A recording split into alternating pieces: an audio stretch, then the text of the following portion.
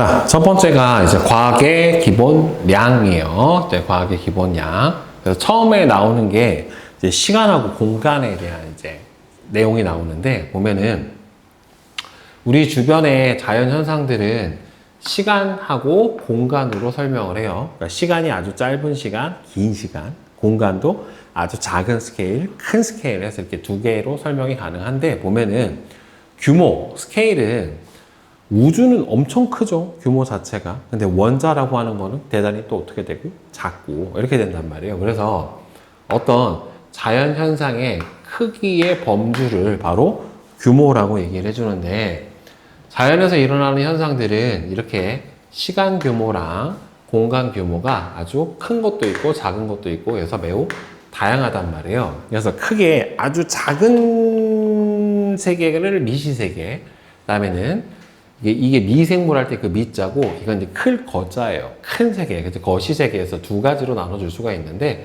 자연계는 크게 아주 작은 미시세계, 즉 인간이 눈이나 또는 감각으로 듣거나 보거나 할 수 없는 세계에 해당이 돼요. 그러니까 아주 원자 수준의 아주 작은 규모의 세계에 해당이 되겠죠. 원자든 분자든 이온이든 있는 건 확실하지만 볼 수는 없다. 뭐 이런 거지. 뭐 여자친구나 남자친구 같은 거지. 있는 건 있는 것 같긴 한데 본 적은 없는. 자, 그 다음에 거시세계는 인간의 감각으로 볼 수 있는 거예요. 그래서 미시세계보다는 훨씬 더 큰 규모의 세계에 해당이 되니까 이 중에서 우주가 제일 크겠지. 그 다음에 은하, 태양계, 암석, 나무, 또는 뭐 우리가 볼 수 있는 아주 작은 생물, 벌레 같은 것들도 실제로는 거시세계에 해당이 돼요. 그러니까 이게 얼마나 사이즈가 큰지 작은지를 우리가 이제 단위로 보고서 확인을 해주는데, 미시세계랑 거시세계에서 수소 원자는요, 수소 원자의 지름이 약 0.1 나노미터 정도 돼요. 근데 나노라고 하는 단위는 이게 접두사를 많이 사용을 해주는데, 과학에서 보통 킬로는 얼마가 되냐면 10의 3승이에요. 킬로가.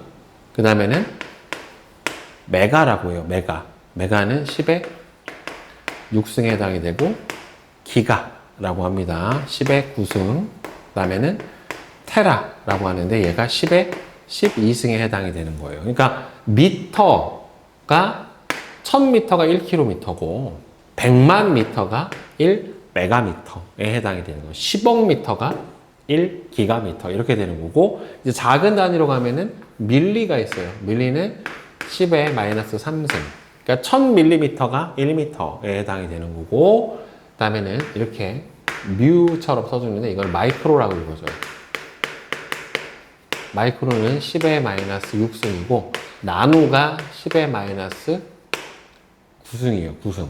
1000만 분의 1미터가 바로 나노미터에 해당이 되는 거고, 실제로 0.1 나노미터는 뭐라고 불러주냐면, 그러니까 10의 마이너스 10승 미터에 해당하는 값은 1,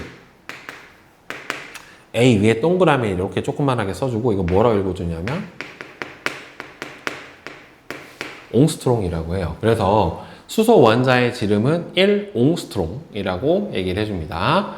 다음에는 전자가 원자 핵 주위를 도는데 걸리는 시간이 150 AS, 아토초예요. 원자식의 초, 원자초라고 하는데 1 아토초는 10의 마이너스 18승 초예요. 얼마나 작은지 감도 안 오는 아주 작은 짧은 순간의 찰나 동안에 한 바퀴를 돌아옵니다. 자, 근데 태양하고 지구는, 지구가 지구와 태양 사이의 거리가 1천문 단위 1AU에 해당이 되고, 빛이 약 8광분 정도 걸려요. 그러니까 빛이 8분 정도 가는 거리예요. 거리가 바로 태양과 지구 사이 거리인데, 빛의 속력은 우리가 광속 C라고 써주는데, 빛의 속력 C가 얼마냐면은 3.0 곱하기 10의 8승 미터 퍼 세크가 빛의 속력에 해당이 돼요. 그러니까 대략 3 곱하기 10의 5승 킬로미터 퍼 세크에 해당이 되는 거니까 30만 킬로미터를 가는 속도에 1초 동안에. 근데 곱하기 8분이면 얼마 해줘야 돼? 480초를 해주면 대략 태양부터 지구까지의 거리가 나타나게 되고, 지구가 한 번 공전하는 데 걸리는 시간이 365일이니까 엄청난 거시세계고 엄청 작은 미시세계에 해당이 되는 거죠. 그래서 자연현상을 탐구를 해줄 때는 자연현상의 그 규모에 따라서 적절한 방법과 측정 방법을 사용을 해서 바로 시간과 공간을 측정을 해줘야 돼요. 그러면 과거에 아주 우리 조상님들이 옛날 사람들이 측정을 했었을 때는 주로 거시세계의 시간하고 길이만 측정이 가능해요. 일단 눈으로 보이는 것만 측정이 가능하니까. 그래서 시간을 측정을 할 때는 예전에는 뭘로? 태양의 위치. 태양이 해 뜰 때 우리나라 시간 알지? 자시, 묘시, 축시 해가지고 막 인시 이렇게 나타나는 게, 그게 다 시간이 몇 시간 간격이야? 12시간 간격이에요. 그러니까 축시쯤 봅시다. 그러면 앞뒤로 2시간이니까 총 4시간 사이에서 만나는 거란 말이지, 결국에는. 그 다음에 태양의 위치나 달의 모양 변화, 이걸로 이제 뭘 측정을 해준 거야? 음력을 측정을 한 거죠. 보름달에서 다음 보름달에 뜰 때까지가 얼마 걸린다? 한 달. 근데 실제로는 우리가 배웠지만 이게 29.5일이 한 달이죠. 실제로는. 자, 천문학적 현상을 이용을 해서 시간을 나타냈고요. 그 다음에는 해시계인 안구일부, 그 다음에는 진자, 시계처럼 도구를 이용을 해서 시간을 측정을 했어요. 그 다음에 길이는 예전에는 신체의 일부나 길이가 일정한 길이 또는 신체 일부, 여기서부터 여기까지 한 자, 한 치, 그죠? 한 폭, 이런 식으로 측정을 했던 게, 열 길. 한 길이 사람 키만한 걸 보통 한 길이라고 하는데, 근데 사람 키가 똑같은 게 아니잖아. 사람마다 크기가 다 다르니까. 그래서 신체 일부의 길이나, 그 다음에 피트가 발 길이잖아요. 1피트. 그 다음에 이집트 사람들은 큐빗이라고 해서 여기서부터 팔꿈치에서 요 길이까지를 한 큐빗 이렇게도 했어요. 한 뼘 이런 것도 있고, 그지? 그래서 이렇게 신체 일부를 사용을 했고, 그 다음에는 일정한 길이의 막대 등을 이용을 해서 길이를 측정을 하기도 했어요. 그래서 예전에는 미터 원기라고 해서 딱 1m 되는 막대가 있었어요. 이거를 어느 나라에도 나눠줘가지고 이게 1m야, 이걸 기준으로 1m를 삼아 라고 이렇게 얘기를 하기도 했고요. 그 이후에는 눈금이 표시된 자를 이용을 해서 측정을 했고, 예전에 무게 잴 때는 그 대저울이라고 알지? 몇 근 이렇게 해서 재는 거, 이렇게 양쪽에 추 재가지고 그런 식으로 측정을 했는데, 현재는 잴 수 있는 정확도도 높아졌고, 크기도 워낙 이제 큰 스케일도 잴 수가 있기 때문에 원자나 우주와 같이 큰 규모에서 일어나는 현상 또는 작은 규모에서 일어나는 현상도 측정이 가능해요. 이거는 결국에는 측정 기술의 발전이라고 봐야 되겠지, 측정 기술의 발전으로 인해서. 그래서 시간은 원자에서 나오는 빛의 진동수를 이용을 해서 측정을 해주는 세슘 원자 시계라는 걸로 시간을 정밀하게 측정을 해요. 그래서 이게 1초가 세슘 원자에서 빛이 9192-631-770번 진동하는데 걸리는 시간을 1초다라고 정의를 했고, 이만큼은 절대 변하지가 않기 때문에 고정값이에요. 그러니까 뭔가의 표준을 정해 놓는다라고 하는 거는 이 표준이 불변을 해야 되겠죠. 변하면 자꾸 측정값이 달라지게 되니까. 그 다음에는 길이를 측정을 해줄 때는 빛의 속력을, 이 빛의 속력이 광속은 불변이에요. 빛의 속력은 진공에서 아까 선생님이 설명을 했던 3 곱하기 10의 8승 미터 퍼 세크라는 값으로 고정이기 때문에 얘를 이용을 해서 빛이 왕복한 시간을 재거나, 그러니까 빛의 속도에서 왕복 시간을 곱을 해준 다음에 2로 나눠주면 이게 뭐가 되는 거예요? 편도의 거리에 해당이 되는 거란 말이에요. 이게 이제 빛의 자를 이용해서 재거나 물체에서 반사돼서 되돌아오는 윗면에서 반사되고 아랫면에서 반사되는 거를 측정을 해서 어떤 두께도 정밀하게 측정을 해줄 수가 있게 됩니다. 지금은. 자, 그래서 현대의 측정 기술을 보게 되면은 시간하고 공간 측정 기술이 아주 크게 발전을 해서 다양한 규모의 측정도 할 수가 있고요. 시간하고 공간에 대한 경험 범위 자체도 확장됐어요. 이제는 바이러스도 보고 세균도 보고 우리가 눈으로 볼 수 없는 곰팡이 포자도 보고 다 볼 수가 있다란 말이에요. 그리고 우리가 가보지 않은 우주 만환경을 통해서 외부의 은하 또는 우리가 관측 가능한 우주의 크기가 137억 광년 정도 된다라고 하는 것까지 다 밝혀냈죠. 그래서 GPS 인공위성 시스템을 통해서 넓은 영역에서 내 위치가 정확하게 어디 있는지 또 파악을 하고 미세한 이동 거리도 측정을 해서 우리가 스마트폰으로 글찾기 또는 비행기나 또는 배의 항로 등도 알 수가 있고요. 전자현미경을 통해서 광학현미경, 우리가 보통 렌즈를 통해서 보는 광학현미경보다도 훨씬 더 높은 확대율로 아주 작은 나노 단위의 물체도 관찰이 가능해요. 그 다음에 초고속 투과 전자현미경을 통해서 이거보다도 더 해상도가 좋은 거라 원자나 분자 내부의 움직임을 나노초 이하 단위까지 정밀하게 측정도 가능하고, 원자 힘 현미경은 서로 치료 표면의 원자를 촬영을 해서 원자의 크기가 얼마인지, 그래서 수소 원자 사이즈도 잰 거란 말이에요. 그 다음에는 우주 만환경을 통해서 허블 만환경은 가시광선으로 측정을 해주는 거고요. 제임스 웹 우주 만환경 같은 경우에는 적외선으로 측정을 해주는 거예요.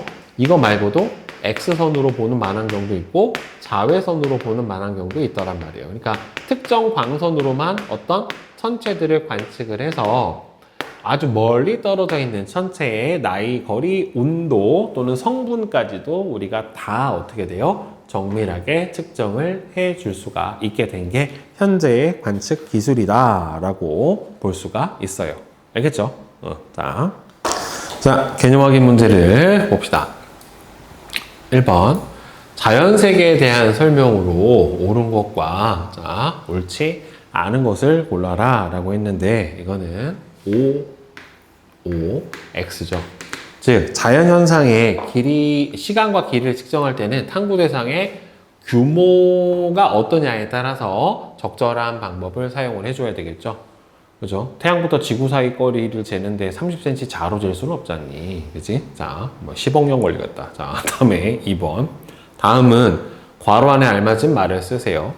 우리가 일상생활에서 경험하는 세계처럼 인간의 감각으로 관찰할 수 있는 세계를 거시세계라고 하고, 다음에 인간의 감각으로 관찰할 수 없는 세계를 바로 미시세계라고 합니다.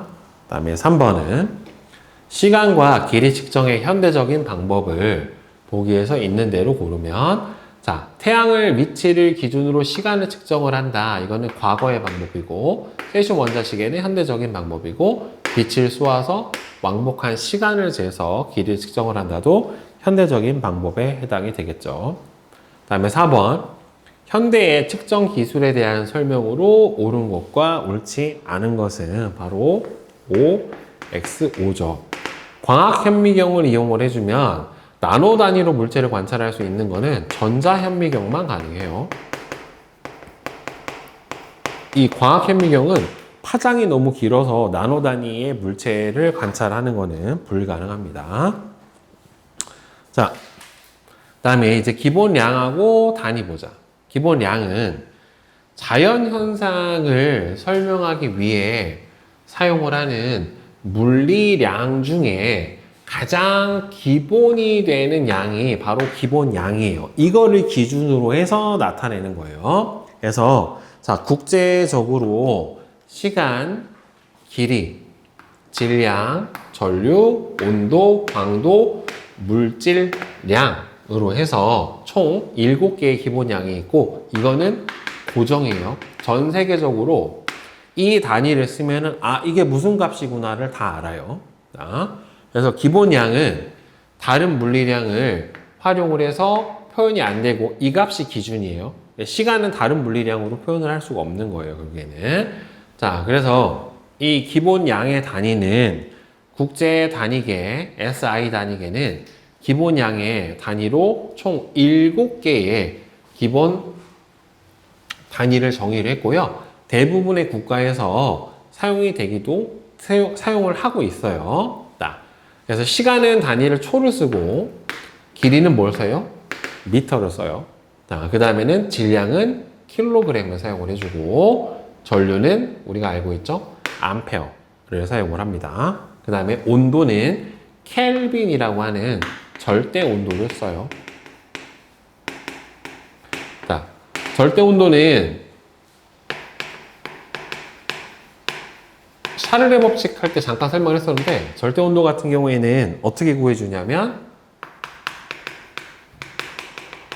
섭씨 온도에다가 273을 더해주면은 절대 온도 단위가 뭐가 되냐면은 켈빈이 돼요. 이렇게. 그래서 0도씨는 얼마가 되냐면은 273 켈빈이 되는 거고 0 켈빈은 마이너스 273도씨에 해당하는 이런 온도를 가지게 됩니다. 그래서 우리가 보통은 뭘 쓰니? 섭씨 온도 쓰죠. 섭씨 온도 쓰는데 미국은 화씨 쓰지. 미국만 화씨 써요. 다른 나라도 다 섭씨 쓰는데 이게 화씨거든. 화씨 온도는 이렇게 보면 외국 여행 가서 도대체 저게 몇 도지? 하고 감도 안 와요.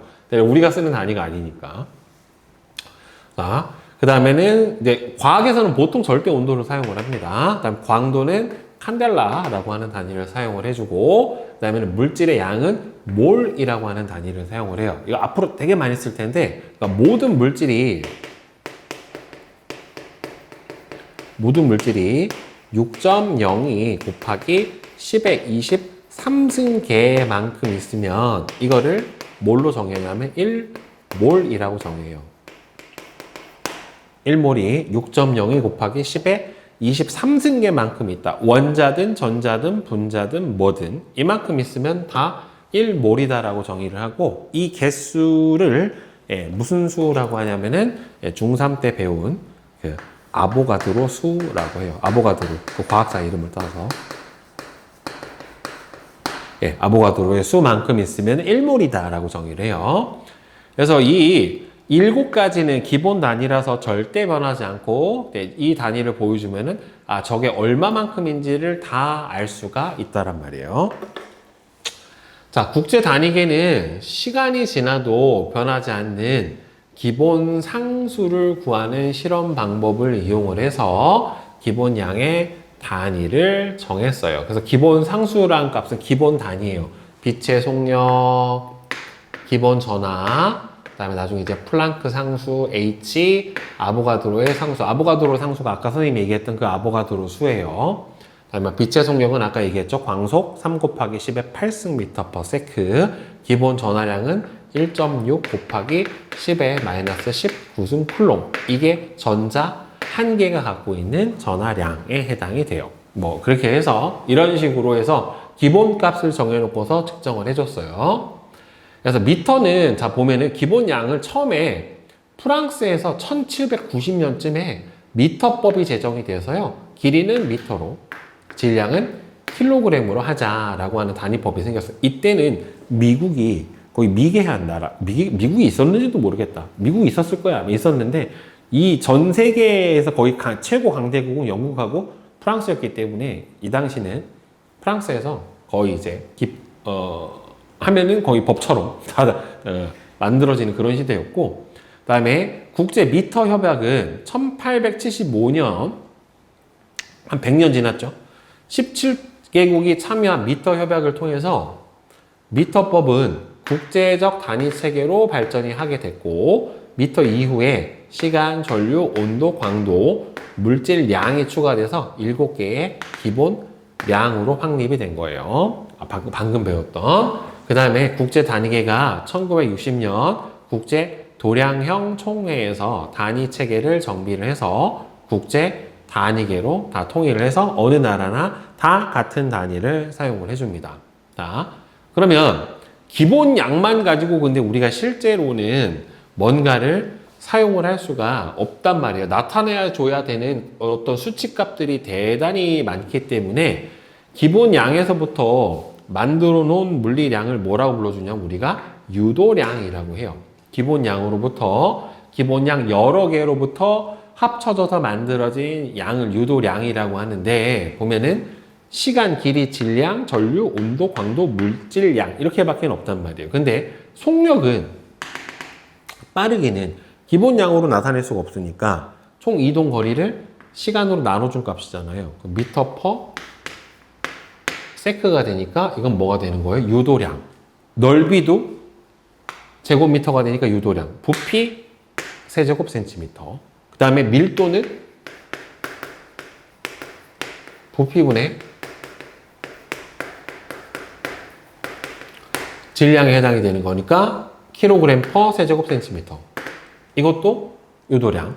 그 다음에 힘도 유도량이에요. 힘. 힘은 우리가 알고 있기로는 이제 9.8 곱하기, 그러니까 힘은 결국에 무게잖아, 무게.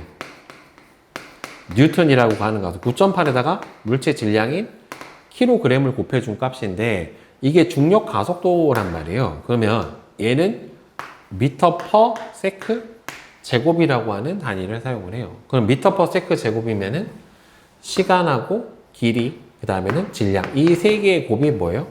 힘이에요. 그러니까 1뉴턴이라고 우리가 써주는 거는 1kg 미터 퍼 세크 제곱이 1뉴턴에 해당이 돼요. 그래서 이것도 유도량에 해당이 된다라고 하는 겁니다. 그래서 기본 양으로부터 조합해서 나타낸 거를 바로 뭐라고 불러준다?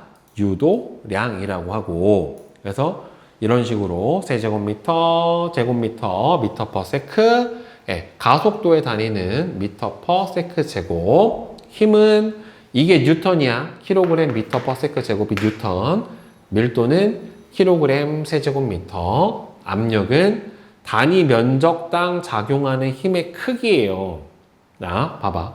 압력은 중학교 과정에서 배웠지만 단위 면적당 작용하는 힘의 크기라 힘이 킬로그램 미터 퍼 세크 제곱이니까 이거를 면적인 제곱 미터로 나눠주게 되는 겁니다. 제곱 미터로 나눠주면은 얘하고 얘가 소거가 되니까 킬로그램 퍼 미터 세크 제곱. 이게 압력 단위. 보통 이제 압력은 뭘 씁니까? 우리 파스칼을 사용을 하던가 뭐 헥토파스칼을 쓰던지 여러 가지 단위를 쓰죠. 농도는 몰 퍼 세제곱 미터로 사용을 하기도 해요. 자, 그 다음에 이게 너무 작으니까 아까 선생님이 아까 가르쳐 줬죠. 이게 미터로만 쓰기에는 너무 커버리면 단위가 커지니까 접두어를 쓰기도 해요. 측정하는 물리량의 크기가 너무 크든지 작으면 간단하게 나타나기 위해서 접두어를 사용을 해서 사용을 해주고, 이 접두어 선생님이 아까 써줬지? 나노부터 기가 테라까지 써줬었잖아요. 옹스트롱도 알려줬고, 그러니까 결국에는 기본 양에다가 접두어를 붙여도 뭐가 돼요? 결국에는 기본 양이 돼요. 기본 양에다가 접두어를 갖다 붙여도 걔는 뭐가 된다? 기본 양이 가능합니다. 알겠죠? 그러니까 미터가 기본이지만은 킬로미터로 써줘도 기본 양이라고 보고 센티미터로 써줘도 기본 량으로 우리가 사용을 해줘요. 그리고 헥토라고 하는 거 아까 나왔었는데 10의 제곱, 센티는 10의 마이너스 2승. 이거는 헥토 이렇게 써줍니다. 자, 그래서 기본 양과 유도량, 그 다음에는 접두어도 잘 알아둬야 돼요. 알겠죠? 자, 우리 개념 확인 문제 이제 같이 한번 풀어보자. 자, 1번. 기본량에 대한 설명으로 옳은 것과 옳지 않은 것은 5, 5, X, 5예요. 즉, 다른 물리량을 활용해서 표현 안 돼요. 기본량은 유도량의 표현이 되는 거고. 그 다음에 2번. 다음은 기본량과 단위를 나타냈다. 자, 질량의 단위는 킬로그램, 전류는 암페어, 얘는 온도죠. 온도는 절대 온도인 켈빈을 사용을 해줘요. 다음에 각 유도량의 단위를 나타낼 때 필요한 기본량의 단위. 그럼 속력은 뭐가 필요합니까? 기억하고 디귿이 필요하죠. 부피는 기억만 필요하지. 세제곱미터. 그다음에 얘는 미터 퍼 세크. 밀도는 킬로그램 퍼 세제곱 센티미터니까 니은하고 기억에 해당이 되겠죠. 다음에 4번. 다음 단위를 접두어를 이용을 해서 써라. 1000m는 뭐가 됩니까? 1kg고 0.001g은 1mg. 이렇게 되겠지. 자, 다음에 보자. 내신 만점 문제. 1번. 자연세계의 시간과 공간에 대한 설명으로 옳은 것은, 자연현상은 시간, 공간으로 설명이 가능하고요. 얘네들은 미시세계, 거시세계로 아주 다양하고 이렇게 다 나타낼 수가 있죠. 기억, 니은, 디귿이 다 맞고. 그 다음에 2번. 표는 자연세계를 크게 두 가지로 구분을 했는데, 기억이 미시세계고, 니은이 거시세계에 해당이 돼요. 따라서 기억세계의 시간 규모와 공간 규모는 과거에는 측정이 안 됐죠. 측정 기술이 발달을 못해서. 니은 세계는 인간의 감각으로 관찰할 수 있는 세계고, 기억은 미시고 니은은 거시가 맞아요. 그래서 4번. 다음에 3번은 시간과 공간의 측정에 대한 설명으로 옳은 것은, 자, 시간 공간을 정밀하게 측정을 하는 거는 과학의 기초예요. 시간 공간을 측정을 할 때 측정 대상의 규모에 따라서 적절한 측정 방법을 써야 되고요. 빛을 이용해서 길이를 정밀하게 측정을 하려면 정밀한, 그렇죠, 시간 측정 기술이 필요하죠. 정확하게 빛이 왕복하는 데 걸리는 시간을 볼 수 있어야 되니까, 측정할 수 있어야 되니까. 다음에 4번. 그림은 자연세계의 다양한 공간 규모를 나타냈는데, 자, 가와 같은 규모에서는 보통 어떻게 세슘 원자를 자로 재냐, 진짜 안 되고, 다는 거시세계가 맞고요. 공간 규모는 은하가 저클보다 훨씬 크죠. 말도 안 되게 큰 규모의 단위에 해당이 되니까. 다음에 5번. 다음은 시간과 길이 측정의 현대적 방법인데, 자, 레이저 길이 측정기, 그 다음에 다는 세슘 원자 시계를 측정을 해요. 따라서 레이저 길이 측정기를 쓸 수 있는 거는, 레이저는 빛의 속력으로 가니까 빛의 속력이 일정한, 빛의 속력은 상수예요. 상수는 일정해, 변수는 변하는 거고, 가를 이용을 할 때는 시간을 정밀하게 측정을 해줘야 되겠죠. 그래야 왕복 시간으로 길이를 측정을 해주니까, 나는 원자에서 나오는 빛의 진동수를 이용을 해서 시간 기준을 정해 둔 겁니다. 자, 다음 6번은, 그림은 전자현미경을 이용을 해서 물체를 관찰하는 것인데, 확대율이나 이 분해능이라고 해요. 분해능이 뭐냐면 두 점을 구분할 수 있는 최소 거리가 짧으면 짧을수록 분해능이 좋은 거거든. 그래서 광학현미경보다도 배율도 높고 분해능도 좋고요. 나노미터 단위의 공간 규모의 물체를 관찰할 수도 있고, 우주 규모는 저거로 보면은 아무것도 안 보일걸? 그지? 현미경으로 우주를 어떻게 보니? 망원경으로 봐야죠. 그 다음에 7번. 다양한 규모의 시간하고 공간을 정밀하게 측정하는 과학자들의 노력으로 인간의 경험 범위가 확장된 사례와 가장 거리가 먼 것은 원의 성질을 이용을 해서, 그렇죠, 지구의 크기를 측정을 했고, 그 다음에 전자현미경으로 바이러스도 봤고, 위성 GPS로 위치도 확인해주고. 자, 4번, 5번도 다 맞는데, 자, 인간의 경험 범위가 확장된 사례는 1번이, 이거는 그리스 시대에 봤기 때문에 너무나 옛날이죠. 그렇죠? 원의 중심, 그러니까 부채꼴의 호의 길이가 중심각에 비례한다라는 걸 이용을 해서 구한 건데, 자, 8번.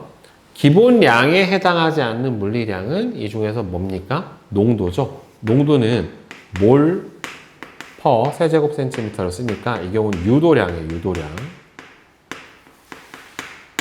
자, 그 다음에 9번. 기본량에 대한 설명으로 옳은 것은, 자, 가장 기본이 되는 물리량인 거 맞고요. 총 몇 개의 물리량이 있어요? 7개의 물리량이 존재를 하죠. 그렇죠? 시간, 길이, 뭐 전류, 광도, 질량 이런 식으로 해서 총 7개. 다른 물리량을 활용해서 표현할 수가 없죠. 다른 물리량을, 기본량을 이용을 해서 유도량을 만들지만 기본량은 다른 물리량으로 표현이 안 돼요. 기준값이기 때문에. 다음에 10번. 다음에서 공통으로 설명을 하는 과학의 기본량은 적혈구 반지름, 에베레스트의 높이, 지구에서 달까지의 거리 다 뭐예요? 길이죠. 길이. 자, 다음에 11번은 그림은 고대 이집트에서 사용했던 길이 단위인 큐빗, 1큐빗이에요. 팔꿈치부터 손가락 끝까지 거리. 자, 그러면 이 단위에 대한 설명으로 옳은 것은 1큐빗의 길이는 사람마다 다르죠. 몸집이 다르면 길이가 다르니까. 측정한 길이를 수치와 단위로 나타낼 수는 없는 게 아니라 있죠. 뭐 몇 큐빗인지는 나타낼 수가 있잖아. 그지? 같은 길이를 측정할 때 측정값은 다르죠. 누가 측정하느냐에 따라서 값이 다 달라지게 나타나게 되겠죠. 기준이 명확하지 않으니까. 다음에 12번. 국제 단위계의 기본량과 기본 단위를 잘못 짝지어진 것은 질량, 전류, 온도는 섭씨가 아니라 켈빈이라고 하는 단위를 사용을 해줘야 되겠죠. 자, 다음에 13번. 유도량에 대한 설명으로 옳은 것은 기본량으로부터 유도된 물리량이고, 유도량의 단위는 각 유도량을 정의하는 데 사용한 기본량의 단위를 조합해 줄 수 있고요. 유도량 중에는 기본량으로 유도할 수 없는 것도 있다는 없어요. 다 나타낼 수 있어요. 기본량으로 다 유도량을 전부 다 나타내 줄 수 있어요. 다음 14번. 다음은 기본량과 유도량의 단위에 대한 설명인데, 길이의 단위만으로 부피의 단위를 나타낼 수 있죠. 세제곱 미터로 부피를 나타내 줄 수 있으니까. 그 다음에 속력의 단위는 길이와 시간의 단위를 이용을 해서 나타낼 수 있죠. 미터 퍼 세크처럼. 온도의 단위를 이용을 해서 농도는 못 나타내죠. 농도는 몰 퍼 세제곱 센티미터로 물질 양하고 부피로 나타내 주는 거기 때문에, 따라서 맞는 거는 A하고 B만 맞게 되죠. 다음 15번. 기본량의 단위를 이용을 해서 유도량의 단위를 옳게 나타낸 것은 부피는 세제곱미터고, 속력은 미터 퍼 세크죠. 가속도가 미터 퍼 세크 제곱이고, 밀도는 맞죠. 얘가 맞죠. 그렇죠? 부피분의 질량 값이니까. 농도는 여기가 부피분의 몰수에 해당이 되니까 세제곱미터가 나와야지 맞아요. 자, 다음에 16번. 빛의 속력이 일정함을 이용해서 두 지점 사이의 거리를 정밀하게 측정하는 방법은, 자, 한 지점에서 뭘 쏴서, 빛을 쏴서 빛이 왕복하는 데 걸리는 시간 t를 측정을 한 후에 빛의 속도와 왕복 시간을 곱한 다음에 2로 나눠주면 이게 요 두 지점 사이의 거리에 해당이 될 거예요. 다음에 17번. 그림은 자전거의 속력계를 나타냈는데, 속력은 미터 퍼 세크니까 바로 거리와 시간의 기본량으로부터 유도가 된 거죠. 그렇죠? 그래서 미터하고 세크를 썼지. 자, 그 다음에 뒤에 실력원 문제 보자. 다음은 인공위성의 위치 확인 시스템 GPS의 원리를 나타냈대요. 여러 개의 항법 위성에서 위치 시간 정보가 담긴 전파를 보내고, GPS 수신기에서 전파를 수신하고, 지도에서 수신기의 정확한 위치를 알아낸다. 그러면 항법 위성에는 정밀한 원자시계가 사용이 돼야 되겠죠. 시간 정보를 제조해야 되는 거니까. 나에서 거리는 전파의 속력과 전파의 도달 시간의 곱으로 계산을 해주는 거 맞아요. 전파의 속력은 뭐의 속력과 같냐면 빛의 속도와 같습니다. 광속하고. 단은 한 개의 항법 위성에서 보낸 신호의 분석만으로 가능한 게 아니라 최소 3개가 필요해요. 최소 3개. 그리고 많으면 많을수록 위치 정보가 정확합니다. 그 다음에 3번은 그린 가하고 나는 제임스 웹 우주 망원경하고 원자 힘 현미경을 나타냈대요. 가는 원자 규모가 아니라 우주 규모의 거시 규모고, 가를 이용을 해서 멀리 있는 천체의 나이, 거리를 그렇죠? 더 정확하게 측정이 가능합니다. 그 다음에 나를 이용해서 시료를 구성하는 원자의 크기까지도 측정을 해줄 수가 있어요. 맞아요. 그 다음에 3번.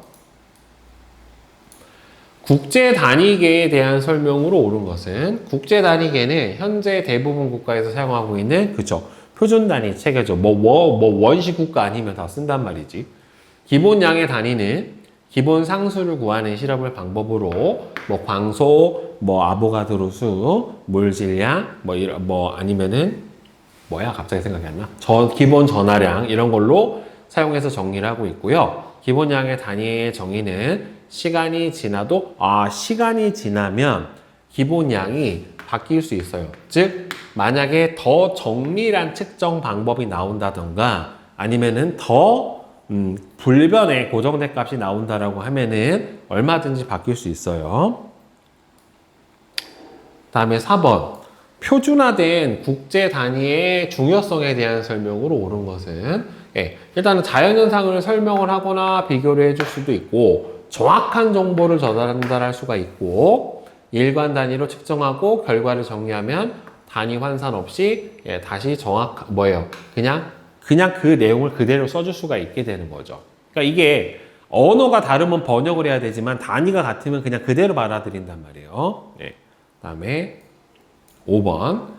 물리량의 크기에 따라 앞뒤 단위의 접두어를 사용한 것으로 옳지 않은 것은, 나노는 10-9승 맞고, 마이크로는 10-6승 맞고, 밀리 10-3승이고, 그 다음에는 이거는 센타파스칼이라고 안 하고 얼마로 써야 돼? 1 헥토파스칼이라고 써줍니다. 센치는 10-2승이고요. 그 다음에 헥토는 10의 제곱, 100에 해당이 되는 거니까 센티파스칼이 아니라 헥토파스칼이라고 해줘야지 맞아요. 그래서 몇 번? 4번.